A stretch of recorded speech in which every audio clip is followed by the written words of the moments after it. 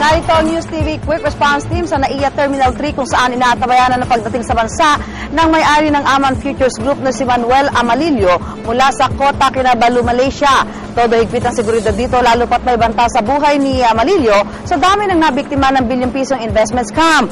At dito nga po inaasahan na darating itong si Amalillo mamayang bago mag alas 8 ng gabi. Kaya naman po ngayon ay nagpapatupad ng mas mahigpit na seguridad dito po sa NAIA Terminal 3. Sa pangunguna po ito ng mga opisyal ng NAIA Terminal 3, ng mga pulis at maging ng mga tauhan po ng NBI na siyang magsasecure sa pagdating sa bansa nitong si Amalillo. Samantala, sa National Bureau of Investigation, idedetain si Manuel Amalillo pagdating niya sa bansa. Ayon po kay Justice Secretary Leila de Lima, itinuturing daw kasing high-risk detainee si Amalillo dahil sa mga banta sa kanyang buhay.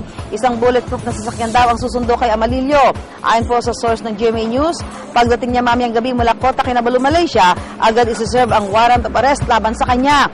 Ang mga co-accused ni Amalillo na opisyal din ng Aman, hiniling sa mga otoridad na panatilihin sila sa NBI headquarters dahil sa takot nila para sa kani-kanilang mga buhay. Paalala naman ng NBI sa mga biktima ng Aman, hindi nangangahulugang agad maibabalik ang kanilang mga puhunan sa pagbabalik ni Amalillo sa bansa.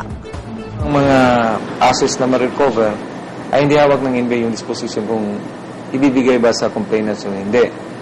Kasi palagay ko, it's disposition na ngayon ng korte. Of course, a lot of investors are definitely syempre sino bang hindi magagalit na nawala bigla yung mga pera mo.